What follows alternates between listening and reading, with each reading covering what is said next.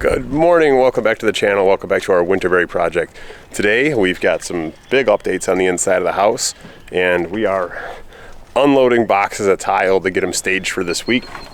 As we're starting tile this week, we had the hardwood delivered this week, is sitting in the garage. We got to get that shoved into the house and open so it can start acclimating.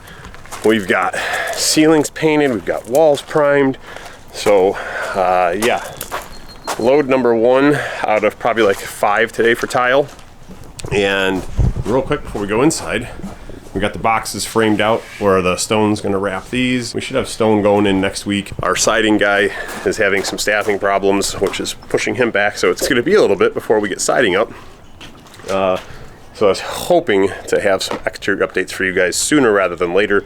So it sounds like maybe the next video you might get some stone, but that'd be about it. So yeah, I will catch up with you guys inside. All right, so we've decided that there's far too many stairs in this house to be trying to bring tile down to the basement, around the bend and over to the bar. So we're gonna see if we can get my truck around the back of the house on this ridiculously steep lot and see what happens. Hopefully it makes it. Boss lady's over here already clearing stuff out of the way. Let's see what happens. Yeeks. There's some big ruts back here too.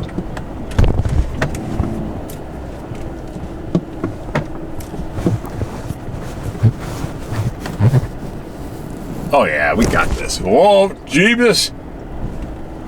Getting down's one thing, getting out's another, but this is money. We got this all day long. Thank goodness it hasn't really rained. Sweet. That's what I'm talking about. We made it. But it turns out you can get a truck. I win. Around the back of the house. Excellent idea, boss lady. I want to carry it. She's like, I don't want to carry any more tile downstairs. But there's plastic on there.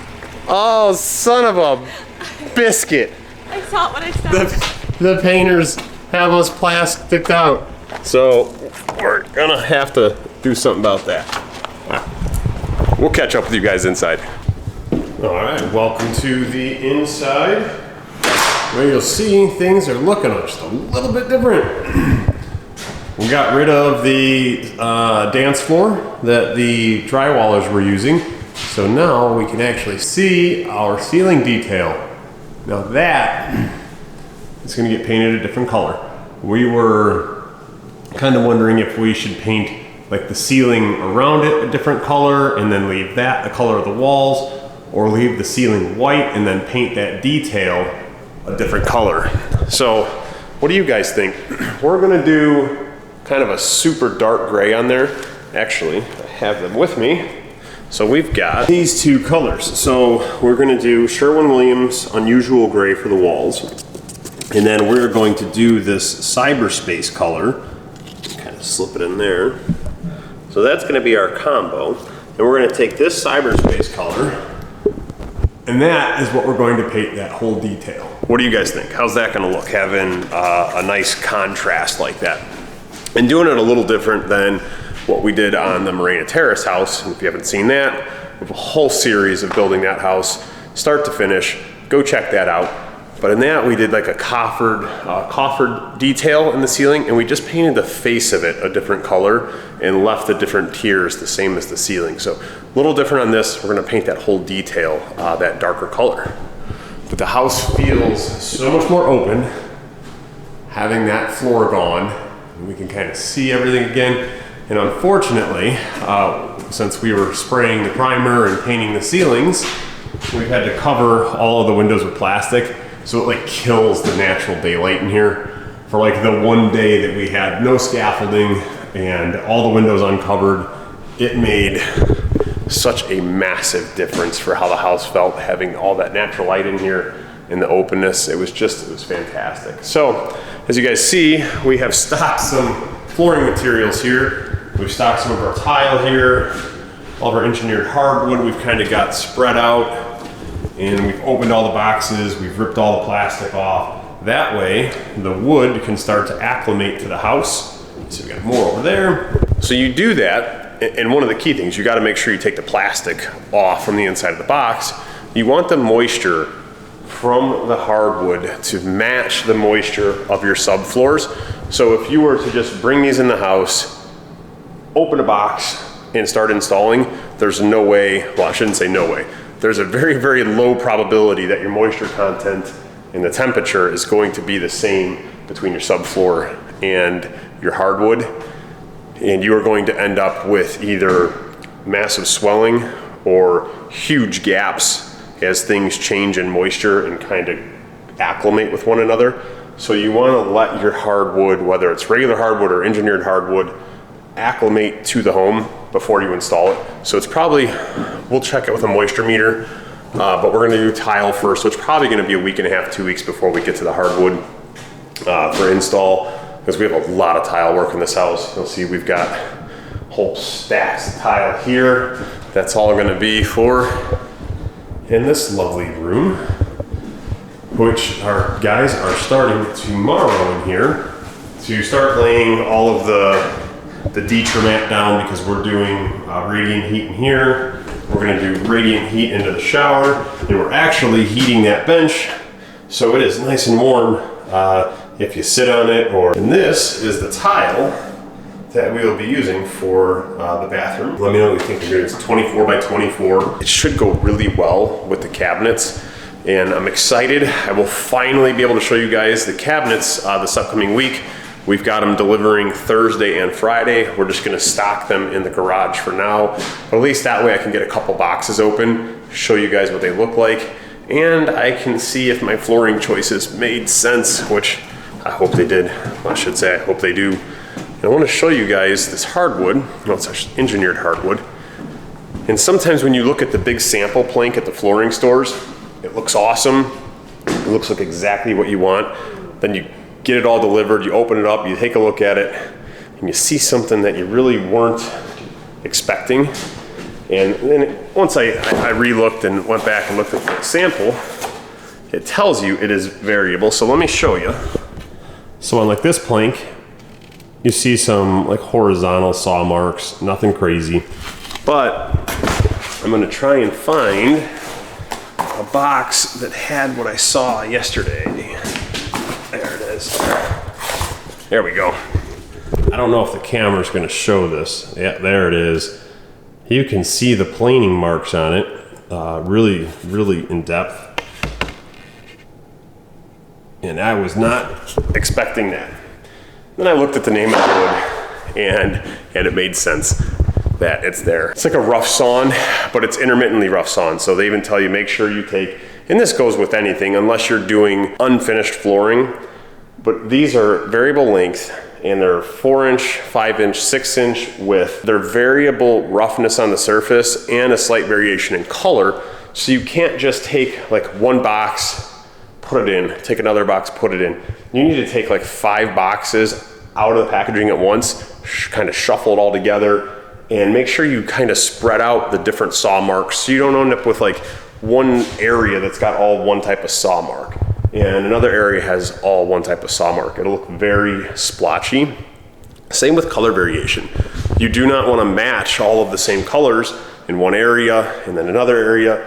It will not look right. So make sure if you're doing flooring, mix it up, make sure you spread it out, get different colors next to each other, different lengths next to each other, different saw marks next to each other, and it will give you the best look when you're done.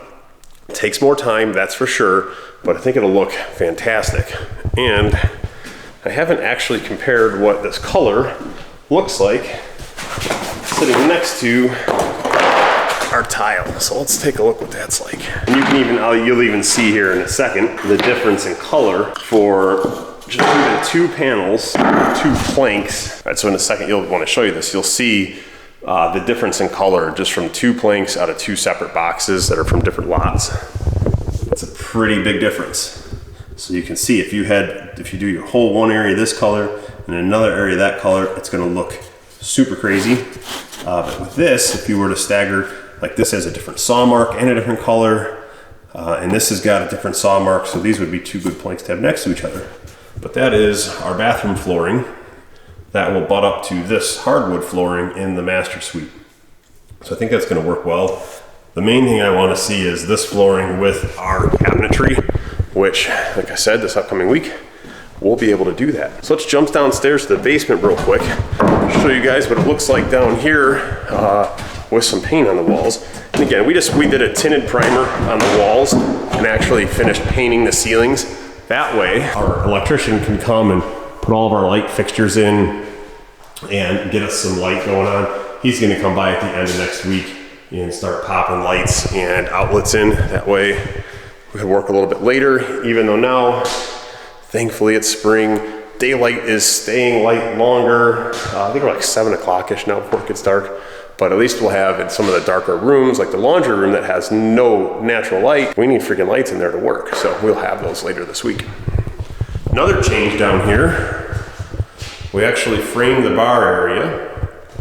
So this is gonna be all seating here, and then all seating around this side, overhang on the top, and then actually, I wanna say right here at the end, we actually have storage cabinets. Then they're either here and they face this way, or we made this a hair long and they face this way. I actually think we might have made this a hair long. I gotta look back at the prints and see. But then on the inside, this will be all cabinetry. So you're gonna be all cabinet on the back wall. You're gonna be cabinets along there, cabinets along here, and then you're gonna have normal height quartz tops, and then a step up to this, and then a secondary quartz top that goes all the way around. And we're actually gonna waterfall the quartz on this end. So this very top section will come down the side all the way to the ground. And what we decided to do, if you watched the previous videos, we weren't sure what route we were gonna go with flooring down here. We've decided we're going to do tile over in the bar area, tile for the area where you're coming from outside, and then carpet for the rest. Two main reasons that we decided on the carpet was number one, the echo. The echo down here is going to be pretty rough with these tall ceilings, hard surfaces everywhere. So the carpet is gonna help absorb some of that. The other is warmth and comfort. So you wanna be able to come down here and not have cold feet and have it comfortable. And the more people we talked to, the more people that said we'd rather have that comfort in the basement. So that's the route we went. But I need to show you guys what tile we went with for the bar area. I've got a piece hiding. Oh, it's too dark in here. Bang, bang. So this is the tile for the bar area. It's got a little bit of a texture to it. It's a little bit rough, which is nice. I like the look of it. It's got a linear grain look. So we are gonna use that for everything back here. I think we're gonna do it through here. And we're trying to figure out kind of where to define the tile space here. That's still up in the air. And I have plenty of tile. I think I have 2,000 square feet of that tile. I had bought it on a closeout, and I just bought everything they had, and I've been storing it in my garage knowing we were gonna need some for this project. Originally, I had planned on using that in the bathrooms as well, but we ended up going with a super dark cabinet, and I didn't want to do the dark cabinet with dark floors and just have white countertops in there. I feel like it might have been a little bit too cramped looking with all that darkness. So we're gonna do that same flooring that you saw for the master suite in the floors for all of the wet rooms in the house. And then one thing I think we're gonna change down here. Originally we were going to do large format tile on that fireplace wall. I think we're gonna do black shiplap. Or black nickel gap shiplap on that wall to give it a little bit of texture and detail. And then we're gonna do that same cyberspace gray in this in these coffers. I think in here, I still haven't decided what's gonna work best. I think we're gonna just do the faces. I don't know, we'll see how that's gonna look. Worst thing happens, it's a good thing about paint. If you paint something, you do a sample, if you don't like it, prime over it, use a different color. Super easy to change, just costs a little bit of money, but it's not like putting tile down or hardwood down and then saying, ooh, I don't like that, I'm gonna go ahead and take it back up and start over. That is not economical. Let's take a jump back upstairs, which We need to check with our stair guy, see how he's doing on making our parts. We don't need them for a little while still, but we do not want to be held up waiting on them at the tail end of the project. That's for sure. As you see, we have a lot of holes in the ceiling. There's going to be so many lights in here. And we've had a couple people in person say, I think it would be better if you guys took this wall out. Get rid of the fireplace, cut it out, and just leave it open. What do you guys think? I'm not going to do it because I've already paid for the fireplace. I've already installed it. Now, we could do it because all of the structural support for that wall and the floor above it is all laminated LVL that runs from this corner over to that corner. So the fireplace wall has no load bearing in it. So in theory, you could rip it out and just re-drywall and have it wide open. Let us know in the comments below, what would you rather have? The fireplace with the pass-through look on it that kind of defines the space, or would you rather have this whole kitchen, little sitting area, great room, all wide open, one space? Curious what other people think, so let us know. And as always, if you guys are enjoying the videos and enjoying the series of building a house from start to finish, from the time we break ground until the time the home's ready for move-in, smash that thumbs up and hit that subscribe button for us. Helps us a ton with the YouTube algorithm, and it would mean the world. All right, so one thing we're still gonna be waiting on for a little bit is the proper door for the pass-through from the garage to the house. It's an 8-foot door, and I did not realize how long the lead time was for 8-foot fireproof doors, so we'll be waiting a bit. Not the end of the world. Our garage is painted now. It's kind of cleaned out. Everything is all done in here. Just in time, we've scheduled door openers to get installed this week, and everything's cleared out except for our quad caulk for the siding, which is going to stay in here. Now we can load this up with all of our cabinets and take over all of our space that we just got done cleaning out. So at least we got room for storage on site. So thank you guys for taking the tour today, and we'll catch you in the next episode.